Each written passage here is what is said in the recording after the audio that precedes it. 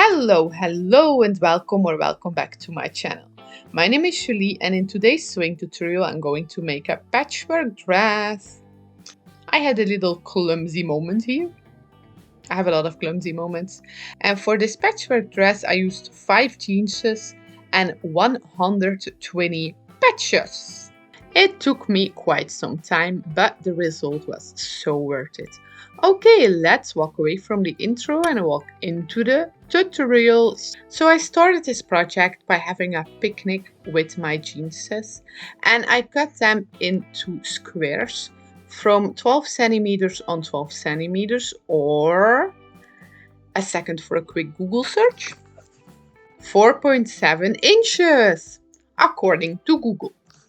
Like I said in my intro, I used the 5 to 6 jeanses for this and I cut 120 squares in 3 main colors. A very light color, a dark color and a something in between color.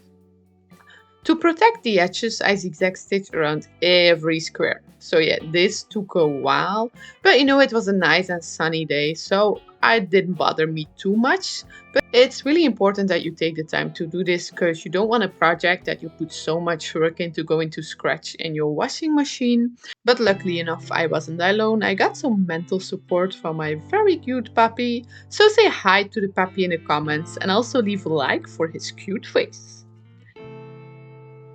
Then I used my ironer to flatten all of the patches for the best results. So now the patches are ready, I'm going to make the blanket that I will turn into a full circle skirt later. So I laid them out in the size that I wanted my blanket to be, into the pattern with the dark first, then the less lighter one, and then the lightest one. And I laid them all out until I was satisfied with the size. And now I'm going to set the patches together into a blanket. And I'm going to do it row by row. So I turned each patch around and then I pinned them together with a little bobby pin. I hope these things are called bobby pins. And once I pinned the whole row together, I took them and I sewn them together with a simple straight stitch. And ta-da! You made your first row. And then I continued to the second row, and to the third, and to the fourth and the fifth, and you understand me, I sewn all the patches together row by row. Row, row, row your boat. Okay, I'm not going to start singing, I'm not good at singing. And I don't want you all to click off this video because of my horrible singing. I'm not going to do that to your ears. But anyway, once I was finished with making my rows, I started setting my rows together. So I laid them right sides or pretty sides together and I pinned this in place of well.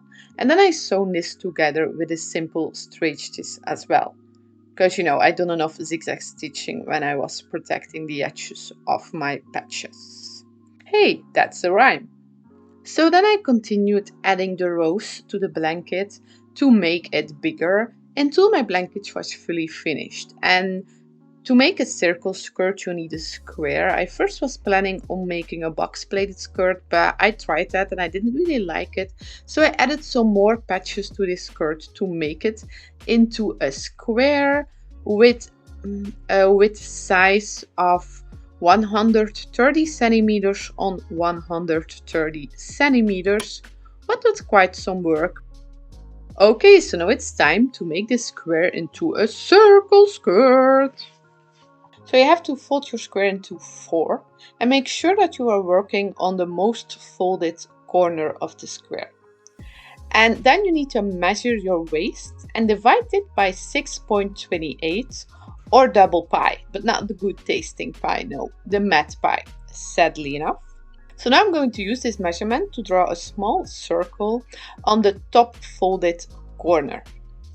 And now you also need a big circle for the length. So I'm just going to take the maximum that I can take here and draw my second big circle. And then it's time to take your scissors and cut this out. I was cutting to multiple layers of denim here, So this was kind of painful at my hands and it took a while, but you know, like the rest of this project, the end result was so worth it. Now I'm going to fold this open and show you the result. Ta-da! You have a patchwork Denim UFO. So you can lay this in your garden and increase the UFO encounters or sightings in your area. And then I zigzag stitched around the raw edges that I made by cutting into the denim, because I don't want this project to unravel. And then I took a look at my leftover fabric from cutting the skirt and I saved as many squares as I could for the top part. I took out all of the squares I cut, so new ones, and I arranged them into a mini blanket for my top part.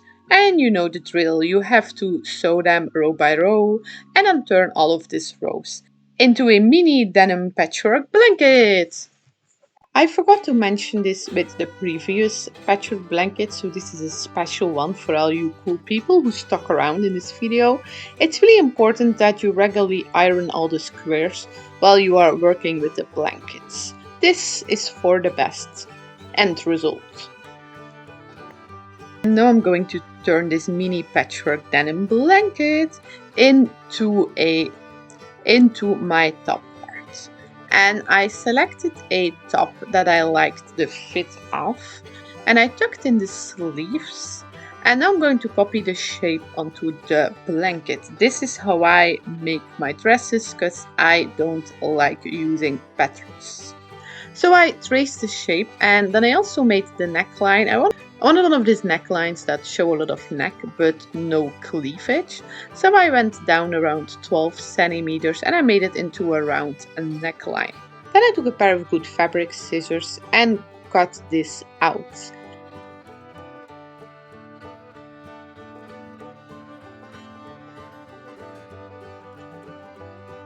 And I'm going to use this to make the back pieces as well.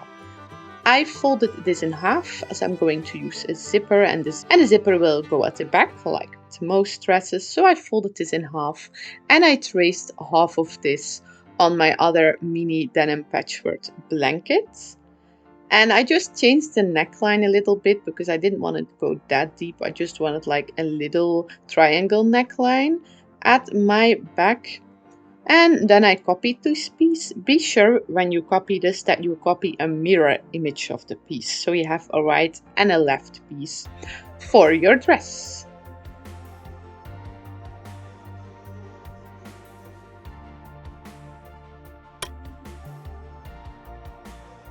And all of this cutting made my sewing machine a little jealous, so I used it to zigzag stitch around the edges of the top part. I used this lovely light blue soft fabric as an inside for my pieces. This has two big advantages. One being that the soft fabric makes it a lot more comfortable to wear. And the second one is that the way I'm going to do this finishes the edges off nicely without me having to fold them over. So a win-win technique for me. So I copied all of my pieces right sides together onto my blue fabric. And now I'm going to sew these together, but I will leave an opening so I can turn this around later. The turning around is what finishes the edges up nicely.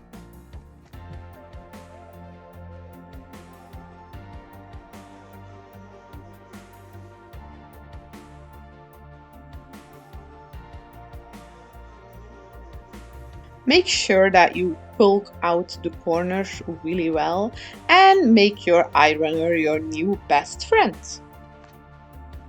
To finish the top part, I pinned my three pieces together and I used a straight stitch to attach them into a long, loving relationship.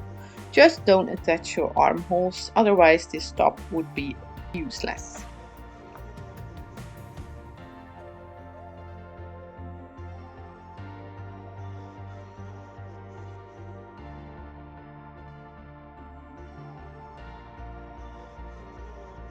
Okay, so now I'm going to add some darts. Darts are a game, but also little folds that are made in clothing to make them fit better to your body. And I did this by putting the top on inside out. 2 folds right under my ladies. I set this fold in with a few bobby pins. Pay attention that you don't hurt yourself in this phase. Then I took the top off and I drawn around 2 pins to make the sewing line for the darts. And then I sewn this in with a simple straight stitch. It's really worth to put darts in your clothing because it gives your clothing a better shape and it shows off the ladies.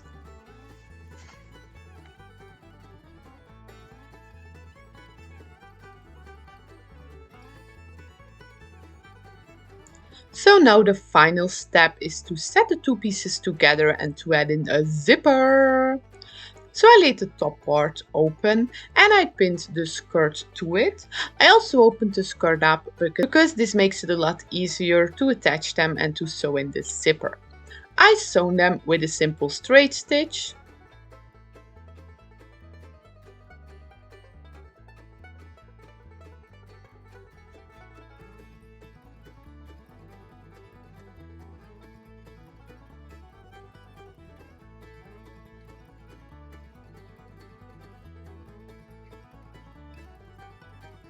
And then it's zipper time. So I sewn in the zipper and closed the skirt and this finishes the dress.